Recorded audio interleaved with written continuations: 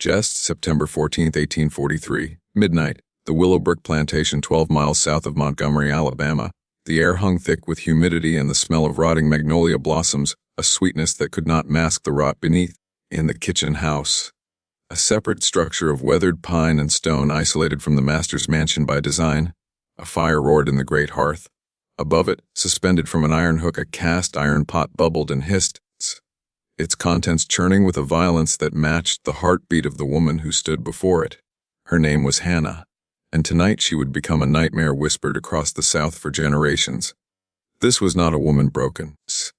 This was a woman rebuilt from shattered bones and scarred flesh into something the overseers should have recognized but didn't. Something forged in the cruelty they themselves had hammered into her soul.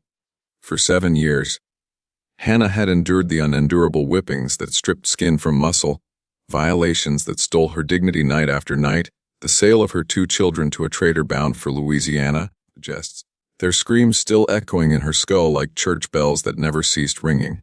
The 4 overseers, Dalton, McCrae, Hicks, and Younger, had made her their shared property, their entertainment, their proof of dominion.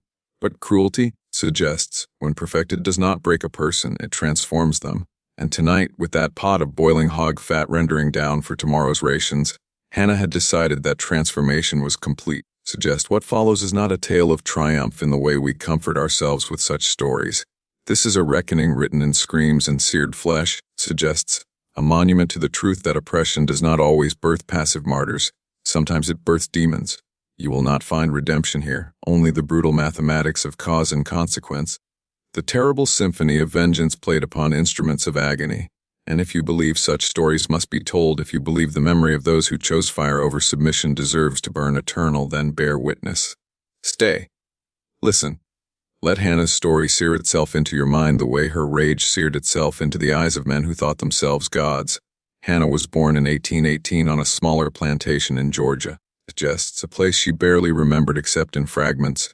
Her mother's hands braiding cornrows tight against her scalp, the taste of persimmons stolen from the orchard. Suggests the sound of her father's voice singing low spirituals that made the other enslaved people weep. She was sold away at age 9, too young to understand the permanence of separation. Old enough to know that her mother's wailing as the trader's wagon pulled away was a sound that would live in her marrow forever. The Willowbrook Plantation purchased her in 1827, and she arrived as a child but was given no childhood. By 11, she was working the kitchen under the head cook, a woman named Essie who had survived 30 years in bondage by keeping her eyes down and her mouth shut. Essie taught Hannah to render fat to cure meat, suggests, to make the master's table gleam with excess while their own bellies cramped with hunger. She taught her which herbs could heal and which could kill, knowledge passed down in whispers, never written, always remembered. By 16, jests, Hannah had grown into a woman of striking presence, tall, broad-shouldered, with eyes that seemed to hold more defiance than any overseer found comfortable. That defiance is what caught the attention of Thomas Dalton, the head overseer, a man whose cruelty was so refined it had become an art form. He decided Hannah needed breaking, and he enlisted the other 3 overseers in the project. They began with humiliation, then escalated to violence, then to violations that had no name in polite society but were understood by every enslaved woman as the cost of existing in a body that was legally property. For 7 years Hannah endured. She did not fight back, not because she was weak, jests, but because she was calculating. She watched. She learned their patterns, their drunken schedules, their moments of vulnerability. And she waited for the night when all 4 would gather in the kitchen house, as they often did, to drink the master's stolen whiskey and congratulate themselves on their dominion over human flesh. The kitchen house was Hannah's domain, but it was also her prison. Built 20 yards from the main house, it was a deliberate architectural choice, separating the heat, the smoke, the evidence of labor from the plantation owner's comfort. The structure was simple, thick wooden walls blackened by years of smoke, a dirt floor packed hard as stone, 2 small windows that let in more mosquitoes than light, and the massive hearth that dominated the eastern wall like an altar to appetite. This was where Hannah spent 16 hours a day, sometimes more, feeding fires that fed the people who owned her. She baked bread before dawn, roasted meat through the afternoon heat that turned the kitchen into a furnace, jests, prepared elaborate dinners that showcased the master's wealth to visiting planters and politicians. Her hands were perpetually burned, scarred, calloused into leather. She moved through heat and flame with the intimacy of someone who had long ago stopped fearing either. The overseers knew this about her, knew she was indispensable to the plantation's reputation for hospitality, jests, and so they took liberties with her body but never damaged her hands. Those hands were too valuable. They could butcher a hog, bone a turkey, create pastries that melted on the tongue of men who debated her humanity between bites. What the overseers failed to understand was that those same hands, trained in precision and immune to pain, were also capable of perfect violence. The cast iron pot that hung above the hearth was her constant companion, 3 feet in diameter, deep enough to render an entire hog's worth of fat, heavy enough that it took 2 strong men to lift it when full. Tonight, it held 40 pounds of grease, heated over 6 hours to a temperature that could strip paint from wood, that could melt flesh from bone in seconds.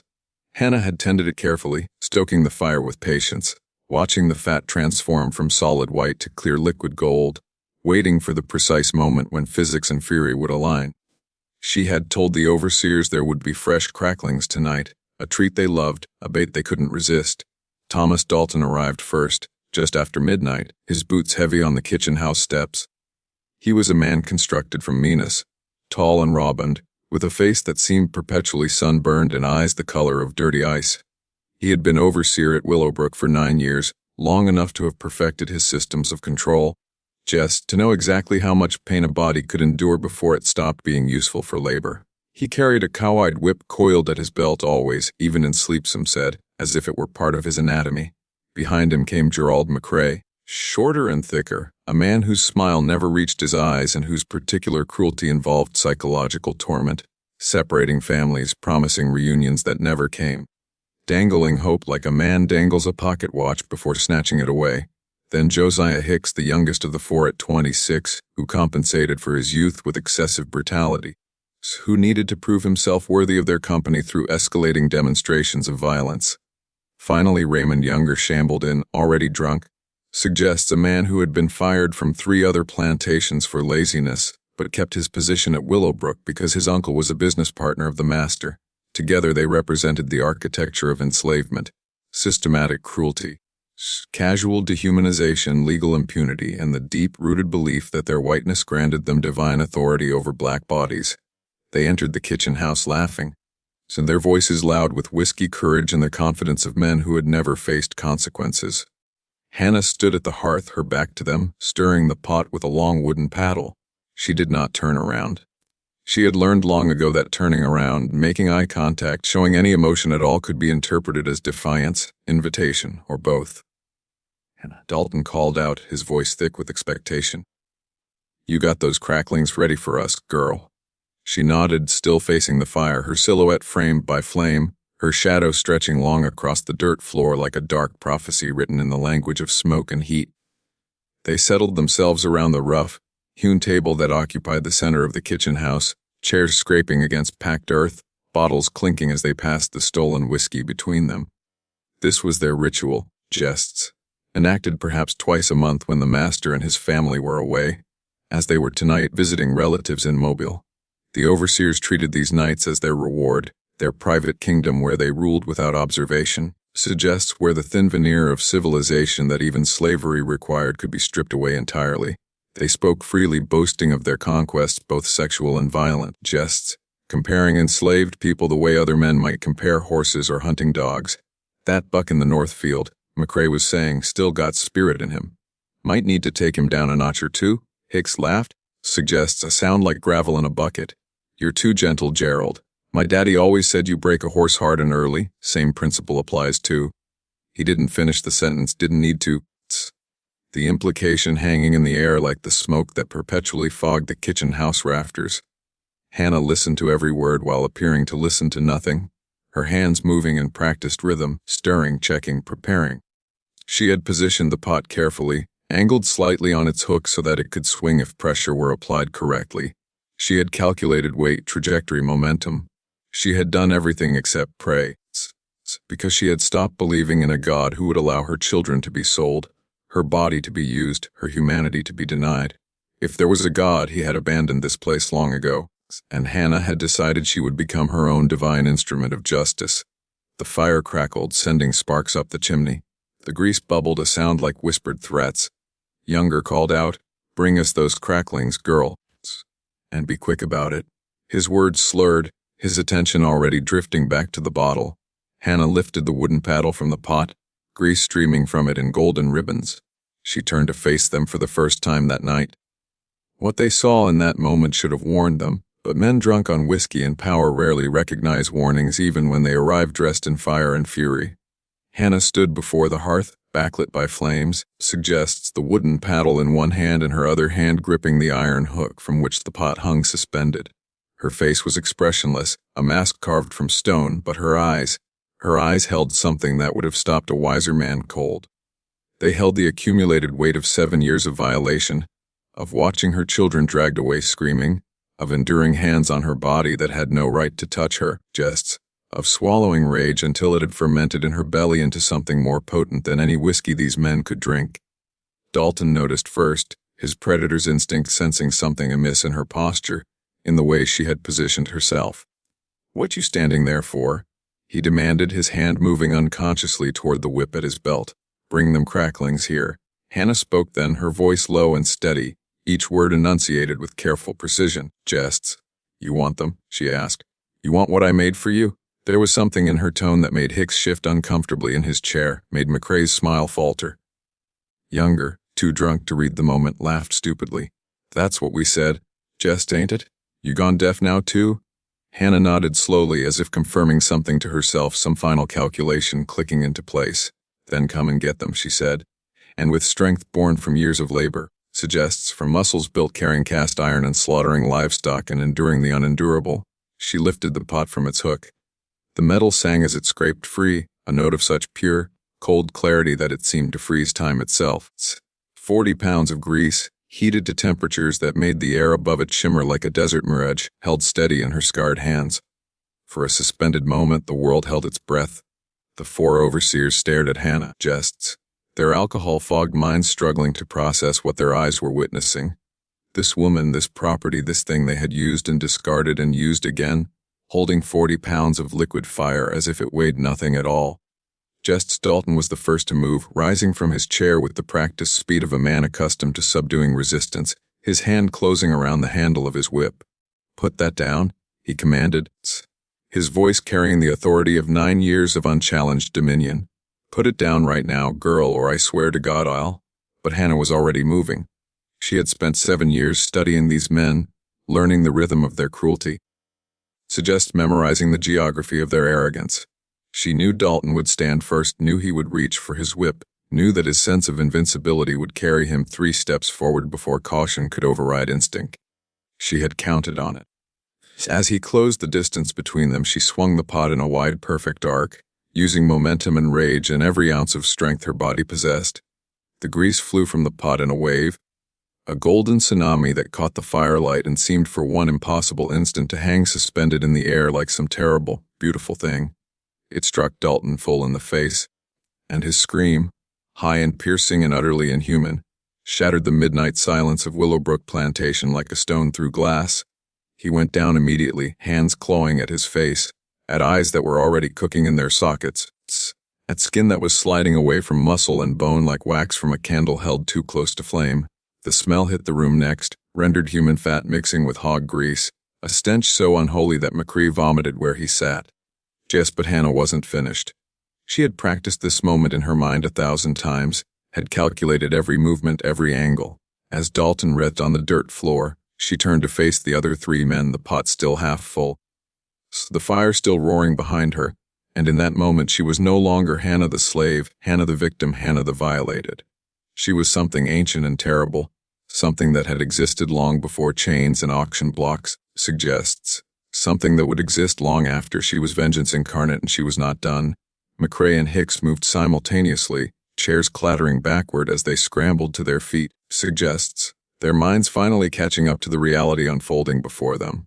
McCrae grabbed for the knife he kept tucked in his belt, a 10-inch blade he had used to carve his initials into the backs of enslaved men he considered particularly rebellious. Suggests, reached for the door, his survival instinct overriding any thought of helping Dalton, who continued to scream and thrash on the floor like a man possessed by demons. But the kitchen house was small, the table was between them and escape. and Hannah had positioned herself with the strategic precision of a general who had studied the battlefield for years. As McCrae raised his knife, Hannah swung the pot again, lower this time aiming for his midsection. Just the grease caught him across the chest and neck, splashing upward toward his face with the inexorable logic of liquid seeking its level. His scream joined Dalton's in a horrible harmony, his knife clattering to the floor as his hands flew to his throat, to skin that was bubbling and peeling away in sheets. He staggered backward into Hicks, who was trying to navigate around the table, and both men went down in a tangle of limbs and terror. The pot was lighter now, easier to maneuver, and Hannah moved with the fluid grace of someone who had spent her entire life engaged in physical labor, someone whose body was a weapon forged through forced endurance. Hicks tried to rise, tried to crawl toward the door, his youth and panic making him clumsy. Hannah stood over him, the pot tilted, suggests, and poured the remaining grease in a deliberate stream across his upturned face. His hands flew up too late, and the grease found his eyes, his mouth, his nostrils. His scream was cut short as boiling fat filled his throat, and he began to convulse, his body's autonomic systems desperately trying to protect airways that were already seared beyond function. 3 men down. Raymond Younger remained, pressed against the far wall, his drunkenness evaporating into cold sobriety, his bladder releasing in a warm stream down his leg as he finally understood that he was witnessing not rebellion but retribution, not chaos but the most carefully orchestrated justice this kitchen house had ever seen. Younger was weeping now, his back pressed against the wooden wall as if he could somehow merge with it and disappear, his hands raised in front of him in a gesture that was half surrender, half prayer. "Please," he whimpered, his voice cracking like an adolescent boy's despite his 32 years. "Please, Hannah, I didn't." But his words died in his throat because they both knew the truth. He did. Perhaps not as enthusiastically as Dalton's. Perhaps not with McCrae's calculated psychological sadism. Perhaps not with Hicks's desperate need to prove his manhood through domination, but he had participated nonetheless. He had held her down while the others took their turns. He had laughed at her tears. He had called her things that weren't names, had treated her as less than the mules in the barn, less than the hunting dogs the master loved. His complicity through cowardice was still complicity, and Hannah's eyes, burning with a fire that matched the hearth behind her, showed no mercy, no hesitation, no possibility of redemption through last-minute pleading. She set the now empty pot down carefully, almost gently, and reached for the second pot that hung beside it, this one smaller but still containing perhaps 10 pounds of grease, maintained at the same hellish temperature. Younger tried to run then, tried to push past her toward the door, but 7 years of kitchen labor had made Hannah strong in ways these men had never bothered to notice. She caught him by his shirt collar, her grip iron hard, and he swung at her wildly, his fist connecting with her jaw hard enough to snap her head sideways. Pain bloomed across her face, bright and sharp, but pain was an old companion, a familiar friend, and it only clarified her purpose. With her free hand, she seized the second pot and swung it upward in a brutal arc that caught Younger under the chin. The grease cascaded over his face into his eyes, down his neck, and his scream joined the chorus of agony that filled the kitchen house, a symphony of suffering that would echo across the plantation and wake the enslaved people in their quarters, who would lie in their beds listening and understanding exactly what justice sounded like when it finally, inevitably, arrived. The kitchen house had become a vision of hell itself, smoke and steam rising from 4 writhing bodies, the air thick with the stench of burned flesh and human waste as bodies lost control of their most basic functions in the extremity of agony. Dalton had stopped screaming, not because the pain had lessened but because his throat had closed, his airways constricted by swelling tissue. He made wet, gurgling sounds as he clawed uselessly at his ruined face, his fingers encountering only raw meat where features used to be. McCrae had crawled into a corner, curled into a fetal position, his hands still pressed against his neck and chest, his eyes, what remained of them, staring at nothing, his mind already retreating into shock as his body began the process of shutting down. Hicks lay still now, whether dead or unconscious Hannah neither knew nor cared, his face a horror of blistered, weeping flesh, and Younger, pressed against the wall where he had slid down after her final assault, sobbed like a child. His hands hovering over his face but afraid to touch, afraid to feel the extent of the damage. Hannah stood in the center of the carnage, breathing heavily, her chest rising and falling with exertion. Her dress splattered with grease and blood from where Younger's punch had split her lip. The firelight painted her in shades of orange and shadow, transforming her into something mythic, something that belonged in old stories about divine retribution and righteous fury. She felt no triumph, no joy, no relief, only a profound emptiness. The hollowness that comes when rage has finally found its expression and leaves nothing in its wake but the cold recognition of consequence. She knew what came next. She had always known. The master would return from Mobile in 3 days. The other overseers would find this scene by morning. There would be no trial, no consideration of motive or justification, no acknowledgement of the 7 years that had led to this moment.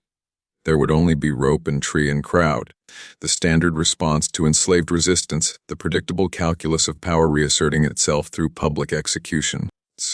But before the rope, before the tree, before the spectacle of white vengeance could be enacted, Hannah had one more act to complete. She moved through the kitchen house with deliberate calm, stepping over the bodies of men who had once seemed invincible, who had strutted through the plantation like minor deities dispensing suffering at will. She went to the corner where she kept her few possessions, a tin cup, a worn blanket, a small cloth bundle that contained the only items she owned that mattered, a lock of hair from each of her children, cut the morning before they were sold away, wrapped carefully in a scrap of their clothing, She held the bundle to her chest for a moment, eyes closed, remembering their faces, their voices, the weight of them as babies in her arms. Then she placed it carefully in her dress pocket over her heart. She walked to the water barrel and dipped her hands in, washing away the grease and blood with methodical precision, watching the water turn cloudy with the evidence of her vengeance. Behind her, the men continued their symphony of agony. Dalton's gurgling had grown fainter. McCrae had begun muttering incoherently. Younger's sobs had dissolved into whimpers. She dried her hands on her apron and turned to survey her work one final time. The kitchen house looked like a battlefield, like the aftermath of some great cosmic judgment. The fire still burned in the hearth, indifferent to the human drama it had facilitated, hungry for wood and air and nothing more. Hannah walked to the door, paused at the threshold, and looked back at the 4 men whose lives she had irrevocably altered, whose sight she had stolen, whose power she had shattered. She felt the weight of what she had done settling onto her shoulders, not with regret but with the solemnity of someone who had crossed a threshold that could never be recrossed. Then she stepped out into the September night, into air that was clean and cool compared to the hellish atmosphere of the kitchen house, into darkness pierced by stars that had witnessed everything and judged nothing. The enslaved quarters stood silent in the darkness, rows of crude cabins arranged with the geometric precision that characterized every aspect of plantation life. Even misery was organized, systematized, made efficient. But Hannah knew they were awake, every single person, listening to the screams that had finally subsided into moans and whimpers. She could feel their presence behind closed doors and shuttered windows, could sense the mixture of terror and awe and grim satisfaction that must be coursing through them. They would not come out, would not risk being implicated in what had happened, would maintain the careful fiction of sleep when the white men came asking questions at dawn. This was survival, and Hannah understood it, expected nothing different. She walked past the quarters toward the edge of the cotton fields, where the tree line marked the boundary between the ordered brutality of the plantation and the wild uncertainty of the Alabama wilderness beyond. The moon was 3/4 full, bright enough to cast her shadow long across the furrows of earth that had been tilled by hands like hers, planted and picked by bodies that were legally classified as property worth perhaps $800 each on the auction block. She thought about running, about disappearing into those woods and trying to make it north, to follow the drinking gourd to freedom like the stories whispered in slave quarters across the South. But she knew the futility of it. A black woman alone, traveling hundreds of miles through slave territory, with no papers, no resources, no allies. The patrollers would find her within days, the dogs would tree her within hours if they set them loose. And even if by some miracle she made it to freedom, her children were still enslaved somewhere in Louisiana, still suffering under the weight of bondage, and she would never see them again regardless. So Hannah made a different choice, one that was perhaps braver than flight, perhaps more foolish, perhaps both. She walked back toward the main house, toward the overseer's cabin where a lantern still burned in the window, where the night watch would be dozing. Unaware that the established order of Willowbrook Plantation had just been fundamentally shattered in a kitchen house 12 yards away, Pause here, in this breath between vengeance and consequence.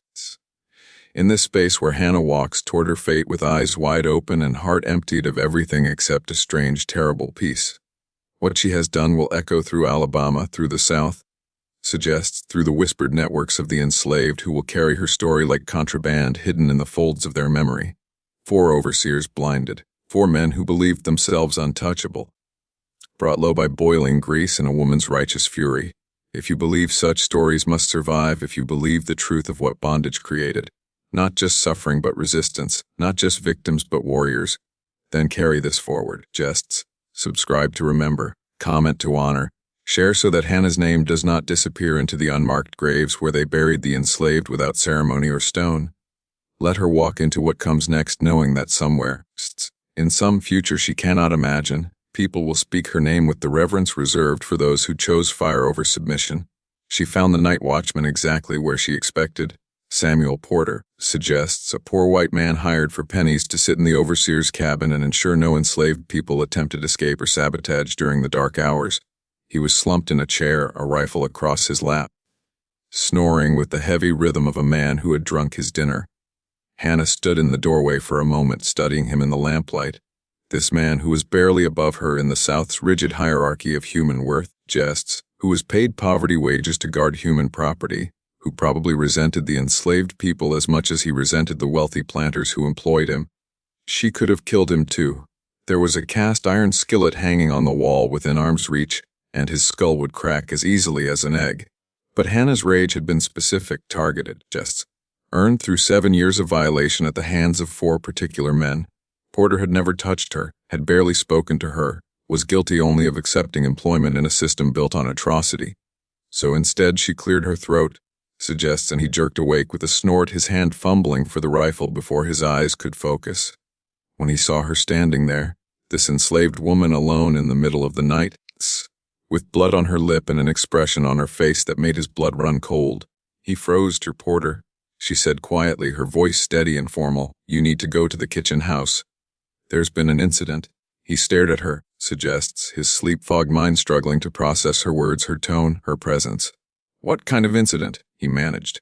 Hannah met his eyes without flinching, without the downcast gaze that was expected, required, and forced through violence. "Jests, the kind where 4 overseers got what they deserved," she said simply. "The kind where justice found its way into grease and fire. The kind that's going to bring hell down on this plantation by sunrise."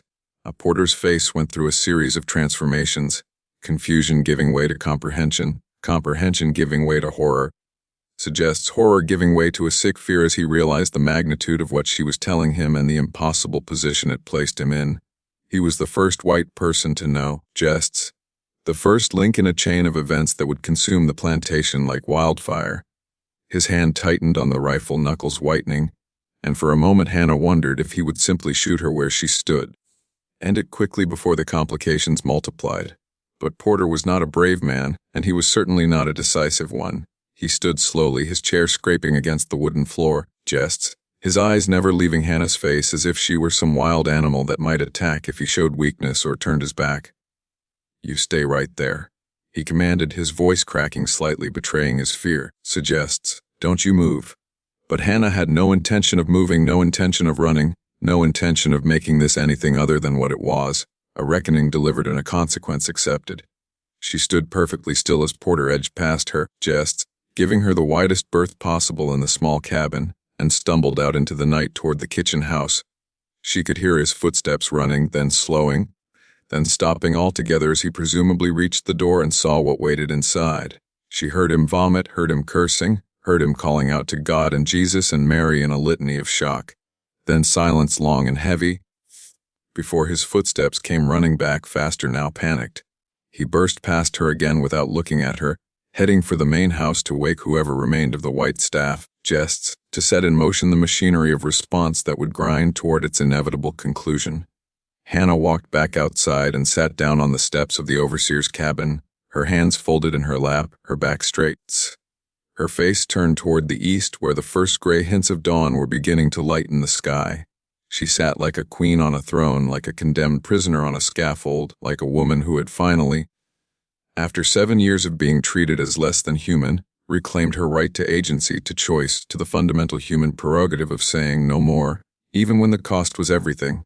Within an hour, the plantation had transformed into chaos barely contained by the rigid structures of authority that normally governed it.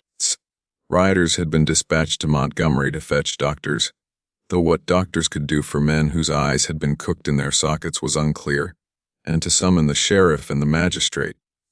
The enslaved people had been roused from their quarters and assembled in the yard, forced to stand witness to white authority reasserting itself, forced to see what happened when one of their number stepped outside the boundaries that defined their existence.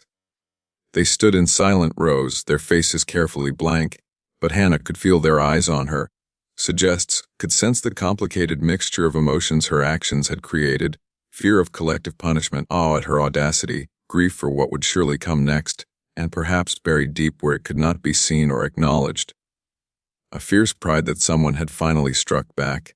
The plantation owner, Marcus Willowbrook, had been summoned back from Mobile by urgent rider, and he arrived just after dawn, his horse lathered with sweat, his face contorted with rage that was part genuine anger and part theatrical performance for the benefit of the other white men gathering like crows to a carcass. He strode directly to where Hannah sat, still on the steps, still waiting, and struck her across the face with the back of his hand hard enough to knock her sideways.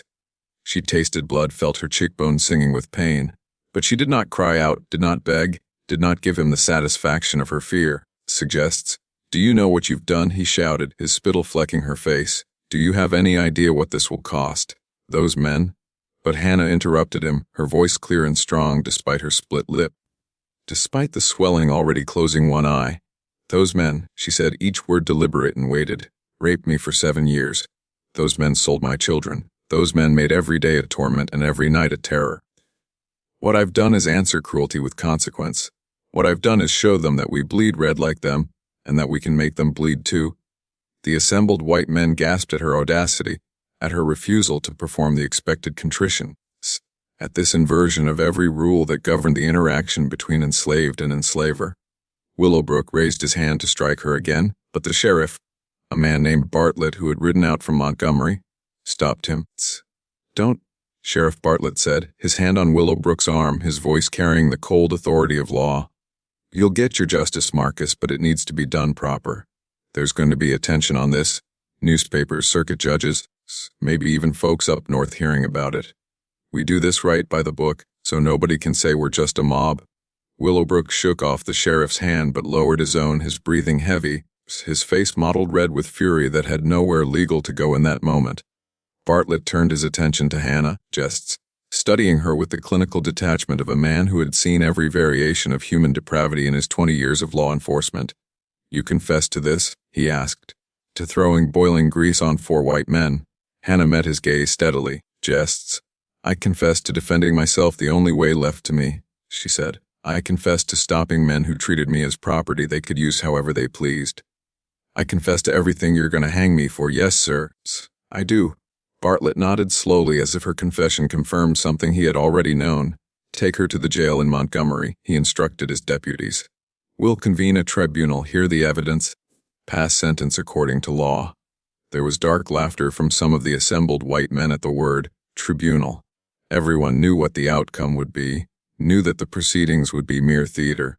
It was a performance of justice to mask the predetermined conclusion. But Bartlett insisted on the forms, on the rituals, perhaps because he genuinely believed in them, or perhaps because he understood that civilization was just a thin veneer over chaos and the veneer needed constant maintenance. They put Hannah in chains, iron shackles around her ankles, manacles around her wrists, connected by a length of chain that allowed her to shuffle but not stride. The metal was cold and heavy, but no heavier than the invisible chains she had worn for 7 years. As the deputies led her toward the wagon that would transport her to Montgomery, she passed the assembled enslaved people of Willowbrook Plantation. Their faces remained carefully neutral, but as she passed, an old woman named Ruth, who had known Hannah since she arrived at age 9, who had helped birth her children and wept when they were sold away, began to hum, low and quiet. It was a spiritual, one of the old songs that carried coded meanings in its lyrics. The song spread like fire through dry grass, one voice becoming two, two becoming 10. Jest 10 becoming a chorus that rose from the throats of people who had been forced to witness but could no longer remain silent. It was a song about crossing over, about Jordan's River, jests, about a promised land that might exist beyond death if it could not exist in life. The white men shouted for silence, threatened whippings, raised their rifles, but the singing only grew louder, more defiant, transforming the moment from a simple arrest into something far more dangerous, a collective assertion of humanity, a refusal to accept the narrative that would be written about this day. Hannah climbed into the wagon, her chains rattling, jests, and turned to face them one last time. She saw the faces of people she had lived among for 16 years, people who had shared her suffering if not her specific torment, and she understood that what she had done would outlive her by generations. The tribunal in Montgomery lasted less than an hour. The verdict was predetermined, guilty of assault with intent to murder, jests of destruction of property. The irony of an enslaved person being charged with property destruction was lost on no one except perhaps the judges themselves, of insurrection and rebellion. The sentence was death by hanging, to be carried out in the public square as a lesson to any enslaved person who might harbor similar thoughts of resistance. On September 28, 1843, 14 days after she had transformed a kitchen house into an altar of vengeance, Hannah walked up the steps to the gallows with her head held high. The crowd that gathered was massive. White people come to see order restored, enslaved people forced to attend as warning and deterrent. When the executioner asked if she had any last words, Hannah looked out over the sea of faces and spoke clearly. "I am not sorry. I am not repentant. What I did with full knowledge and clear purpose. And if there is a God in heaven who judges righteously, then let him judge between me and those who made me." The rope went around her neck. The trapdoor opened. And Hannah, who had been property, who had been violated, suggests who had been broken and reformed into something harder than the iron chains that bound her, became legend. Her body was buried in an unmarked grave, but her story, whispered in slave quarters across the South, carried north by conductors on the Underground Railroad, preserved in the oral histories of people who understood that resistance took many forms, survived. 4 overseers blinded, 1 woman hanged, and a truth written in fire and grease and righteous fury, that there are limits to what the human spirit will endure, and when those limits are reached, vengeance arrives not with trumpets and proclamations but with the quiet, terrible efficiency of boiling grease in scarred hands. Hannah's name became a warning to those who believed their power was absolute, and a promise to those who suffered that they were not as powerless as their chains suggested.